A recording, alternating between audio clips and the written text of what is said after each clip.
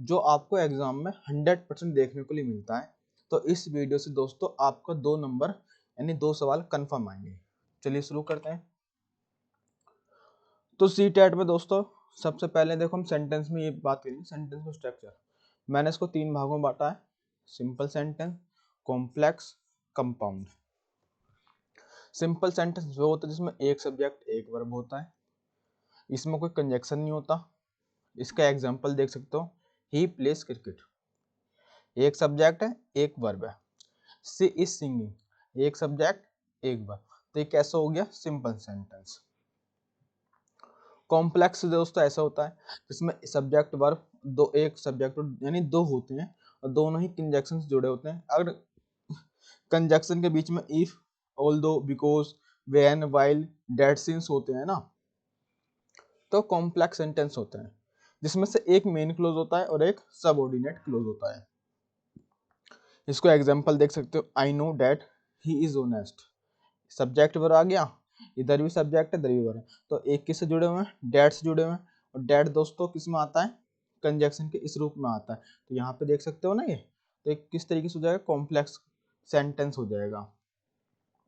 जैसे she was happy because she won, एक subject एरा एक वर्ब एरी, सब्जेक्ट एरा वर्ब एरी।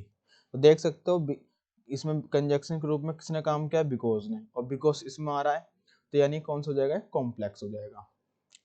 कंपाउंड में दोस्त सेम प्रोसेस होता है लेकिन दोनों ही कैसे होते हैं, इंडिपेंडेंट क्लोज होते हैं। इसमें कैसे याद करूँ कंजक्शन के रूप में, अगर फैन बॉयज याद कर लेना। अगर एफ का मतलब फोर है, ए का मतलब एंड है, एन का मतलब नोर है, बी का बट, ओ का और, वाई का येट, एस का सो। अगर यहाँ पे इन सब फैन बॉयज में कुछ भी लिखा आता है तो कंपाउंड बन जाएगा। जैसे इस यहाँ पे अगर कंजक्शन के रूप में ये सब लिखे थे तो कॉम्प्लेक्स था। इसका एग्जांपल देख सकते हो, he worked hard and he succeeded. तो यहाँ पे एक सब्जेक्ट एक वर्ब है, एक सब्जेक्ट एक वर्ब है, और किससे जुड़े हुए हैं ये, एंड से। तो एंड फैन बॉयज के अंदर आता है। तो इस तरीके से आप याद कर सकते हो, कंपाउंड सेंटेंस है। आप सिंपल याद कर लो और कंपाउंड वाले याद कर लो, जो बच जाएगा फिर वो कॉम्प्लेक्स में होगा, क्योंकि फैन बॉयज सिंपल याद होगा याद करने के लिए। अब क्वेश्चन पे आते हैं दोस्तों इनके। जैसे कि ही प्लेस क्रिकेट, यहाँ पे दोस्तों एक सब्जेक्ट एक वर्ब है। जब एक सब्जेक्ट एक वर्ब आता है तो कौन सा होता है वो, सिंपल सेंटेंस। अब she was happy because she won the match, एक सब्जेक्ट एरा एक वर्ब एरी, सब्जेक्ट वर्ब।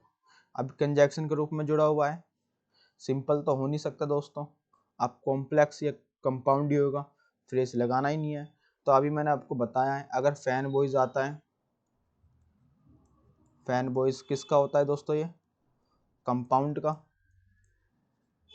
अब यहाँ पे बिकॉज है, बिकॉज तो यहाँ पे बट होता है लेकिन यहाँ पे बी का मतलब यानी कि फ्री कौन सा हो जाएगा, कॉम्प्लेक्स हो जाएगा, यानी कि आंसर हो जाएगा दोस्तों B. He worked hard and he succeed. तो यहाँ पे देख सकते हो दोस्तों एंड से जुड़ा हुआ है, तो एंड किस में आता है, फैन बॉयज में आता है।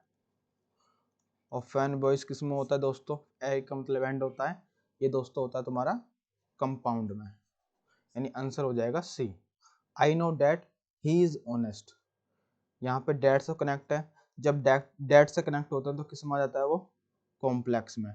अगर फैन बॉयज अगर नहीं आ रहा तो कॉम्प्लेक्स है, आ रहा है तो कंपाउंड है। आप यहाँ देख सकते हो, कॉम्प्लेक्स में फैन बॉयज नहीं आता, कंपाउंड में फैन बॉयज आता है।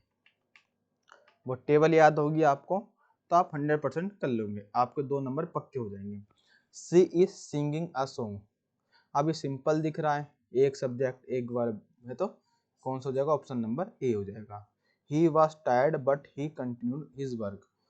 तो यहाँ पे a subject verb, subject verb, conjunction के रूप में किसने काम किया, बट। बट किस में आता है, फैन बॉयज वाला, यानी कि कंपाउंड में आता है। ऑप्शन नंबर सी हो जाएगा। Although it was raining, we want out। जरूरी नहीं है दोस्तों कंजक्शन बीच में हो, स्टार्टिंग में भी लग सकता है। अब although आ रहा है, although तो जानते हो दोस्तों, जब फैन बॉयज देखो सिंपल है नहीं, कंपाउंड जब होते जब यहाँ पे फैन बॉयज होता, और फैन बॉयज में आता नहीं है, तो यानी कौन सा हो जाएगा दोस्तों, ये कॉम्प्लेक्स हो जाएगा। Option number B.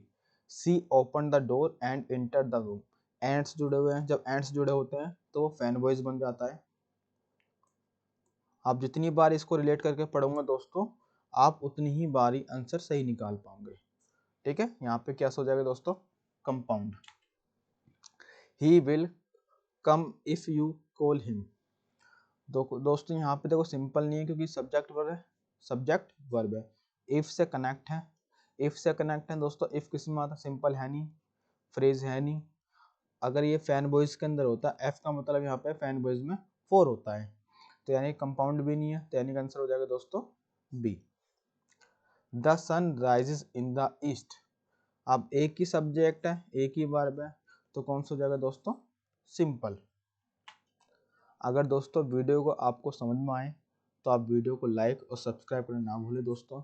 अगर आपको सीटेट से रिलेटेड या किसी भी एग्जाम की तैयारी कर रहे हो, उनके अगर आपको पेड कोर्स चाहिए दोस्तों, तो आप हमारे टेलीग्राम पे ज्वाइन हो सकते हो, डिस्क्रिप्शन में लिंक है। Thank you so much watching.